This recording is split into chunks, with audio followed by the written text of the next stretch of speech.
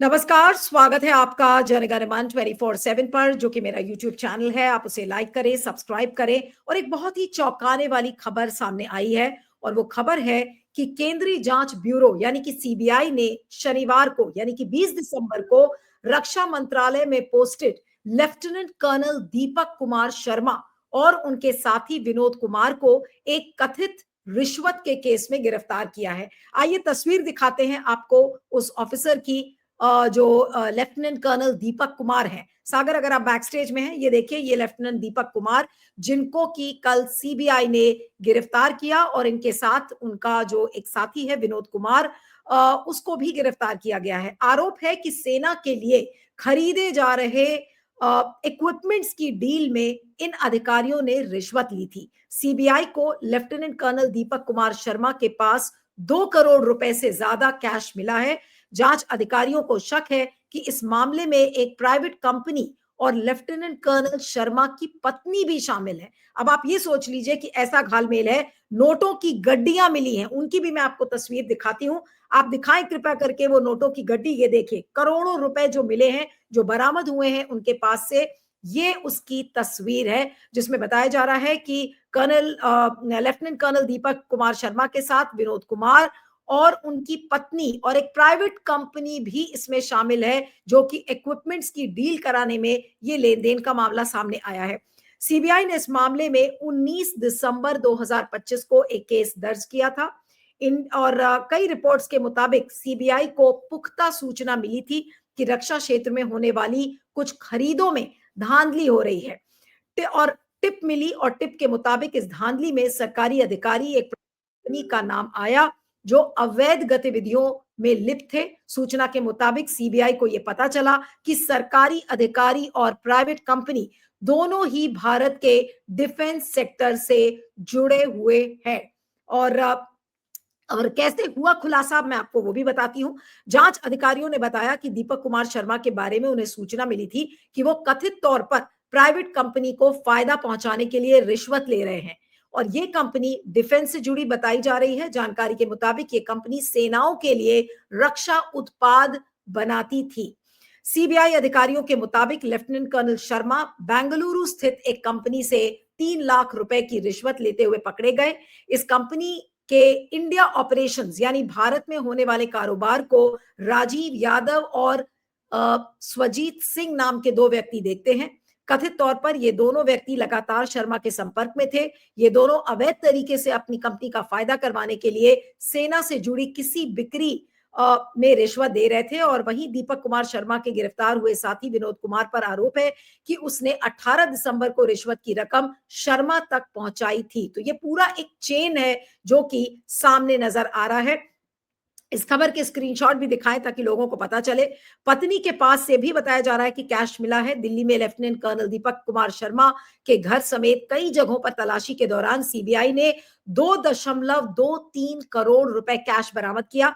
इसके अलावा राजस्थान के श्रीगंगानगर में दीपक की पत्नी कर्नल काजल बाली के घर से भी 10 लाख रुपए जब्त किए गए। इसके साथ ही बेंगलुरु और जम्मू में भी कुछ ठिकानों पर तलाशी अभियान चलाया गया। साथ ही नई दिल्ली में दीपक के ऑफिस में भी तलाशी ली गई। एक बयान में सीबीआई ने आरोप लगाया है कि शर्मा आदतन भ्रष्ट और गैर कानूनी गतिविधियों में शामिल है, और वो अपनी पत्नी और अन्य साथियों के साथ एक बड़ी आपराधिक साजिश का हिस्सा थे। सीबीआई प्रवक्ता ने कहा कि राजीव यादव और स्वजीत सिंह शर्मा के लगातार संपर्क में थे। उनके साथ मिलकर सरकारी विभागों और मंत्रालयों से अनुचित फायदे हासिल किए। जांच में दुबई स्थित एक कंपनी और अन्य प्राइवेट सेक्टर के पार्टनर्स, खासकर बेंगलुरु में से कथित संबंधों का भी खुलासा हुआ है। इसी जांच के तहत विनोद कुमार को दीपक कुमार शर्मा के साथ गिरफ्तार किया गया। दोनों आरोपियों को एक स्पेशल सीबीआई कोर्ट में पेश किया गया, जिसने उन्हें 23 दिसंबर 2025 तक सीबीआई हिरासत में भेज दिया गया है। तो बहुत शॉकिंग है ये तस्वीरें। अगर आप देखें तो इतने कैश के साथ, जहां पर मिडिलमैन है, प्राइवेट कंपनी है, लेफ्टिनेंट कर्नल दीपक शर्मा, उनकी पत्नी, सबका इन्वॉल्वमेंट नजर आ रहा है। सरकार का ये कहना है, और जिस तरीके से जो बातें सामने आई हैं सरकार की तरफ से, वो ये कहती है कि जीरो टॉलरेंस है सरकार का, और हम किसी भी तरीके का भ्रष्टाचार हम बर्दाश्त नहीं कर सकते। ये देखिए, डिफेंस मिनिस्ट्री ने कहा है कि zero tolerance, defence ministry on army officers arrest in alleged bribery case and lauds government's proactive approach. आज इसी पर हम बातचीत करेंगे। हमारे साथ कांग्रेस की प्रवक्ता और नेता सुजाता पॉल इस समय जुड़ रही हैं। सुजाता, आपका बहुत बहुत स्वागत है। Thank you so much for joining. इस खबर पर क्या कहेंगी? पहली प्रतिक्रिया आपकी क्या है?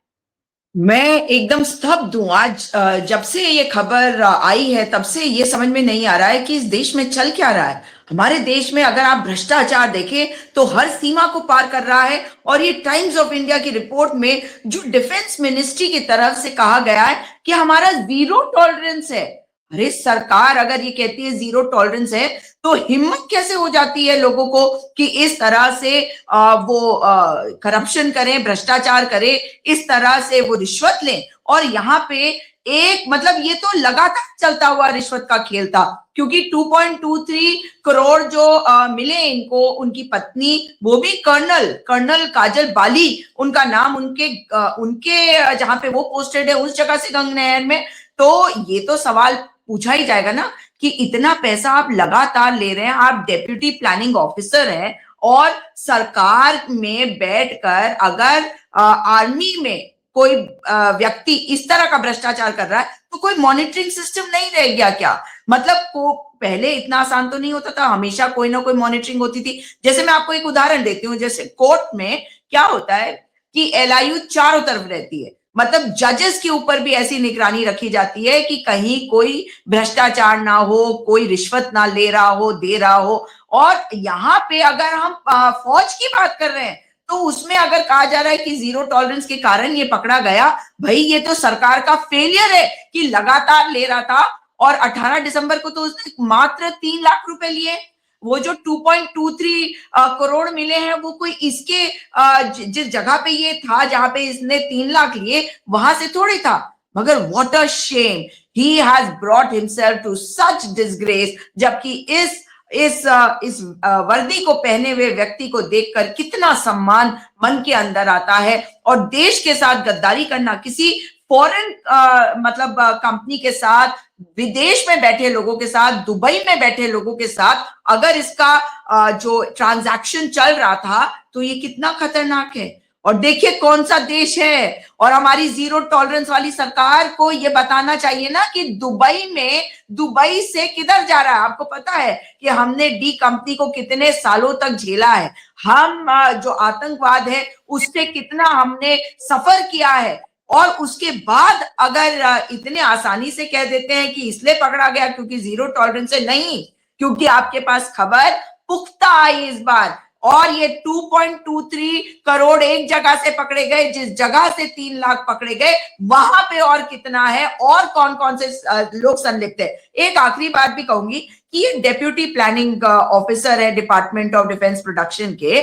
तो भाई डेप्यूटी को आपने पकड़ा, उनके सीनियर को कुछ भी नहीं पता चल रहा था। आपके हजम होगी ये बात? मतलब ये तहकीकात जब होगी और सही तरीके से होगी तब पता चलेगा कि इसमें कौन कौन से लोग कहां कहां से इन्वॉल्व है। और इस व्यक्ति के साथ एक व्यक्ति जो फौज से रिलेटेड नहीं है, एक आम नागरिक है, उसका नाम भी आ रहा है, जो ये विनोद कुमार का है। तो सवाल तो उठेंगे ही कि आखिर इतने सारे भारतीय इसमें इन्वॉल्व है। और नाम तो देखिए ना, रवजीत सिंह आ रहा है और एक और कौन सा व्यक्ति है उसका भी नाम आया है। तो अगर आप नाम ही देख रहे हैं, इन नामों पे गुस्सा क्यों नहीं आ रहा, आक्रोश क्यों नहीं हो रहा? ये देश के रक्षा मंत्रालय को बताना भी चाहिए। और देश के की रक्षा और सुरक्षा से जुड़ा मामला है, उत्पाद की बात कर रहे हैं, उसमें भ्रष्टाचार है, तो आप और मैं अपने घर में क्या सुरक्षित हैं? सवाल ये उठता है।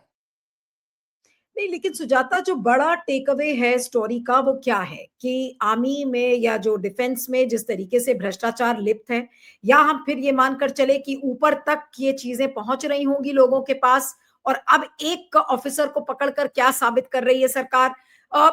ऐसा लग रहा है कि पूरी रक्षा डिपार्टमेंट में ही एक तरीके से भ्रष्टाचार है, और रक्षा मंत्री तो राजनाथ सिंह हैं। क्या उनको ये सब चीजें पता नहीं थी?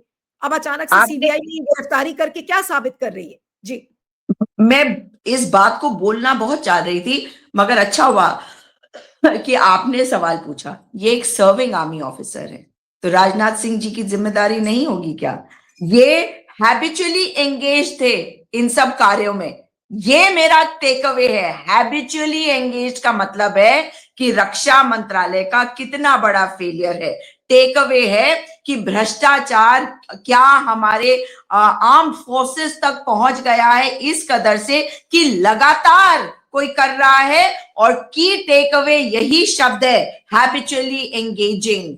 हैबिचुअली एंगेज मतलब आदतन इस काम को कर रहे थे। तो क्या एक व्यक्ति कर रहा था इसमें, जो सिविलियंस है उनकी इन्वॉल्वमेंट है। 3 नाम तो आ ही गए जो बाहर बैठे थे, जो इनके साथ थे। तो आप मुझे बताइए, ये 4 नामों के साथ इनकी पत्नी का जोड़ दीजिए तो 5 की मुट्ठी तो यही बन गई। इसके अलावा अगर आर्म्ड फोर्सेस के अंदर भ्रष्टाचार घुस गया है तो क्या सिस्टम को की सफाई की जरूरत नहीं है? और राजनाथ सिंह जी ने क्या स्टेटमेंट दिया अब तक? सवाल ये उठता है कि ये नोटों की गड्डी अब तक हम देख रहे थे कि बिजनेसमैन के यहां से आता था, उद्योगपतियों के आता था, तब छापेमारी होती थी, तब हम देखते थे। मगर उसके बाद हमने देखा आईएएस ऑफिसर्स के यहाँ, और आपने देखा मनरेगा को लेकर भी छत्तीसगढ़ की वो ऑफिसर थी, कितना पैसा उनके यहां से निकला। मतलब आप ये देखिए कि भ्रष्टाचार कहां तक हो गया है। तो बार बार केवल कह देने से कि जीरो टॉलरेंस है टुवर्ड्स करप्शन, ये करप्शन को खत्म नहीं करता, भ्रष्टाचार को खत्म नहीं करता। ये मोदी जी को भी बताना चाहिए कि ये हैबिचुअली एंगेजिंग आदमी जो है, ये फौज में कैसे हैबिचुअली इस तरह का भ्रष्टाचार कर रहा था आदतन। यानी कि IAS officers, IPS officers, businessman तो चलिए बदनाम पहले से है, लेकिन अब आर्म्ड फोर्सेस में, इन्फेंट्री डिवीजन में, तो ये बता रहा है कि जो भ्रष्टाचार है वो हमें असुरक्षित कर रहे हैं। आदतन जो ऑफेंडर्स हैं अगर वो फौज के अंदर घुस गए हैं तो ये कह देने से कि जीरो टॉलरेंस से काफी नहीं हो जाएगा, और सर्विंग आर्मी ऑफिसर्स के ऊपर भी ध्यान दिया जाना होगा। भाई इंटेलिजेंस तो होती है ना आर्म फोर्सेस के बाद, फिर भी इतना लंबा समय लगा कि ये व्यक्ति आज लेफ्टिनेंट कर्नल है। इसने कब शुरू किया, कब से भ्रष्टाचार कर रहा था, इसने कितनी बेनिफिट्स ली, और फिर इसने इस तरह की बेनिफिट्स कितनी ली कि इसकी इतनी हिम्मत हो गई कि आदतन ये काम करने लगा। बहुत गहराई से सोचने की बात है कि केवल ये जो हमारे पॉलिटिशियंस करते हैं ना, हिंदू मुसलमान और भाजपा की राजनीति उसी में रह गई है। तो लोग जो हैं, जो अधिकारी हैं, जो ये जेंटलमैन है, जेंटलमैन तो क्या ही बोलूं इनको मैं, ये भ्रष्ट अधिकारी हैं, इनकी पत्नी है, इन सबको देखिए, इनको खुली छूट मिल गई। इन्हें पता है कि आप हिंदू मुस्लिम कर रहे हैं और हमारे नाम पे तो आप वोट ले रहे हैं, तो हमारी तरफ तो टारगेट आप करेंगे नहीं। तो एक व्यक्ति पकड़ा जाना नीलू जी, ये काफी नहीं है। इसका मतलब ही है कि ये बहुत गहराई तक चला गया है, और ये देखना पड़ेगा। और पहले भी ये ऐसा नहीं है कि इन्फेंट्री डिवीजन को लेकर, क्योंकि वो इन्फेंट्री डिवीजन के जो लोग होते हैं, उनकी फैमिलीज भी होती हैं, बहुत उनका सिस्टम उस तरीके का होता है कि कई बार ऐसा होता था कि पता चल रहा है और पहले ही आर्मी जो है एकदम चौकस हो जाती थी और छोटे छोटे मामलों में वो एक्शन लेती है।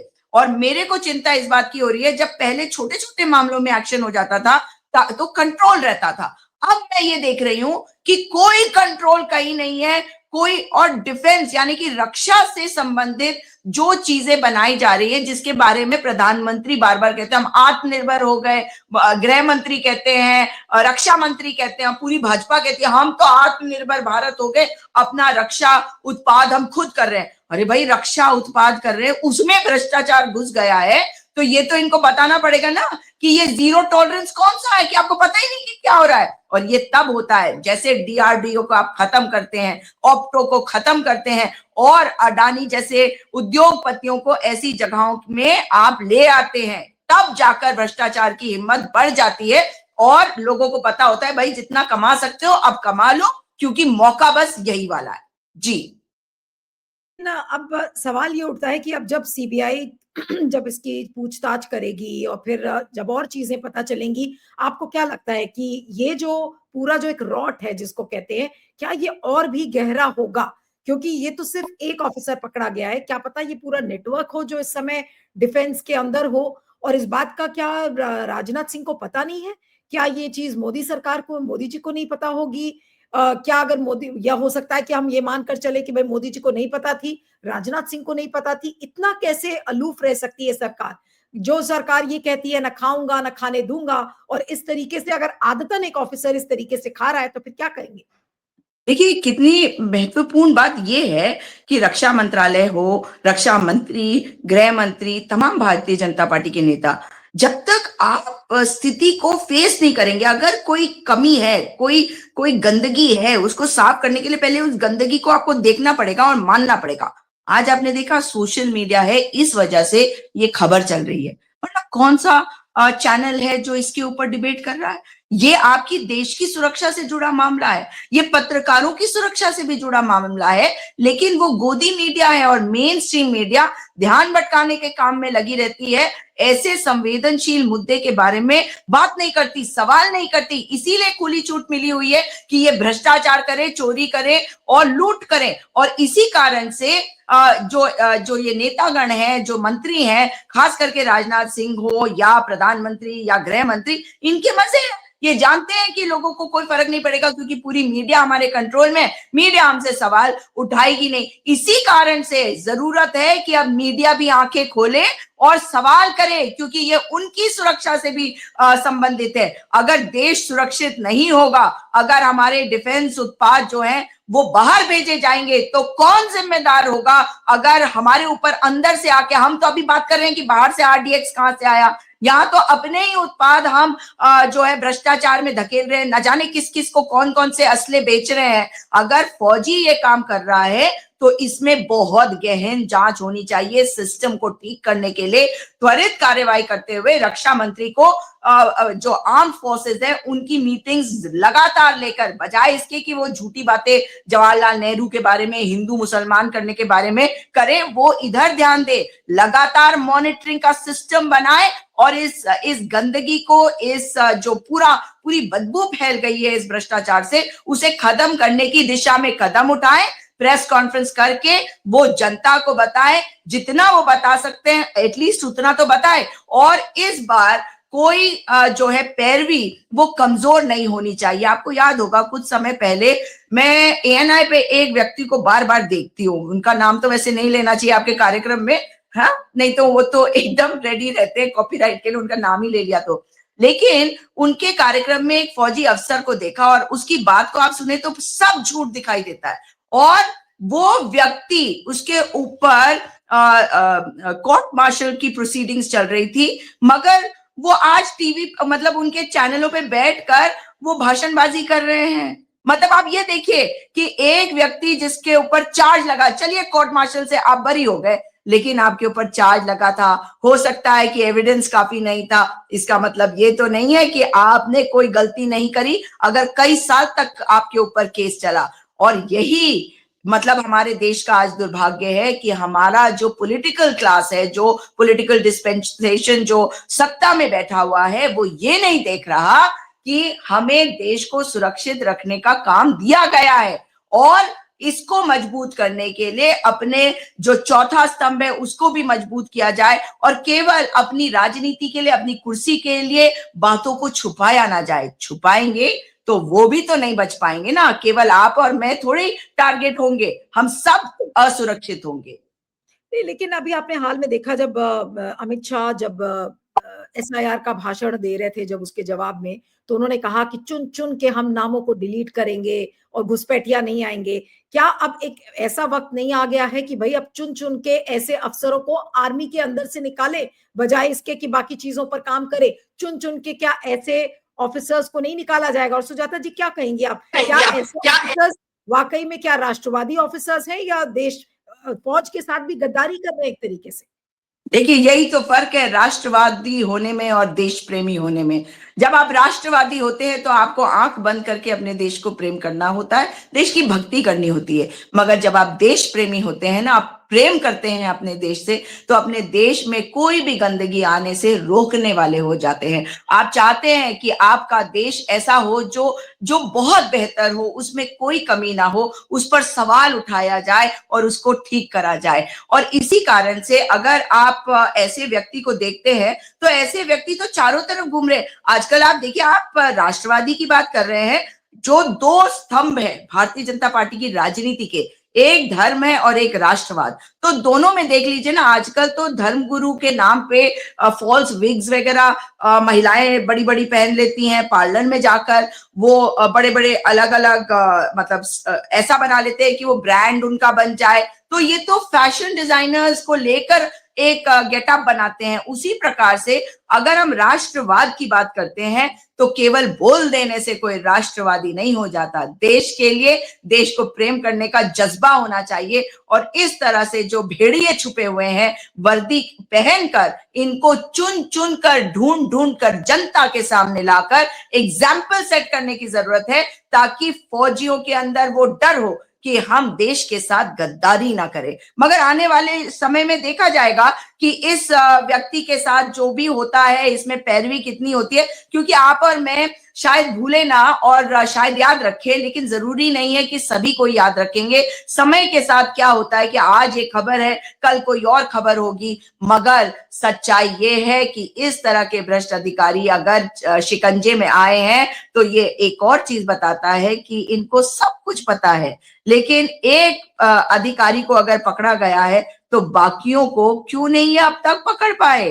क्योंकि ये केवल एक व्यक्ति तो कर नहीं रहा, पत्नी दूसरी जगह पे बैठी है, वो वहां पे भी कर रही होंगी, हो सकता है कि वो इनके साथ इन्वॉल्व होंगी। लेकिन जो व्यक्ति जहां बैठा है आदतन वहां कर रहा है, वो अकेले कर रहा है। ये आपकी बात हजम होगी? वो अकेले ही ये भ्रष्टाचार कर दे रहा है। वो सप्लाई चेन पूरी होती है ना, तो उस सप्लाई चेन में कौन कौन लोग हैं। इसीलिए कह रही हूं कि केवल एक जो है उसको बकरा बना के नहीं देखना चाहिए। अगर उसके आसपास जो लोग हैं उनको भी संदिग्ध मान के उनके खिलाफ तहकीकात, जांच बहुत गहन होनी चाहिए। और ये एग्जाम्पल सेट हो, देश के सामने सेट हो कि भाई अगर आपने देश के उत्पाद को बेचा है तो आपको मौत की सजा मिलेगी और हमारी सरकार आपको मौत की सजा दिलवाएगी। देश के साथ गद्दारी में इससे कम सजा क्या होगी नीलू जी? और ये तो हमारे सामने है। अगर इनको बचाया जाएगा, ये निकल आएंगे, तो ये माफी नहीं होती। आप और मैं गलती कर लें, एक बार को माफ कर सकते हैं। हम आमजन हैं, हमारे ऊपर अगर रिस्पॉन्सिबिलिटी है किसी चीज की और उस चीज में हम गलती करते हैं तो हम बहुत ज्यादा बड़े अपराधी हो जाते हैं, क्योंकि हम जानते बूझते वो करते हैं, वो मजबूरी नहीं होती। जी बिल्कुल। चलिए, बहुत दुर्भाग्यपूर्ण है। देखते हैं कि अब मंडे को जब ये पूरा मामला आगे बढ़ेगा 23 तारीख को, तब देखेंगे कि इसमें क्या चीजें, किस तरीके से जांच होती है, क्या कुछ और राज निकलते हैं। अभी तो खाली गिरफ्तारी हुई है और करोड़ों रुपए बरामद हुए हैं, एक चेन निकलकर सामने आई है, लेकिन इसके तार कितनी दूर तक जुड़े हैं ये देखना होगा। आपका बहुत बहुत शुक्रिया Sujata ji, thank you so much for joining.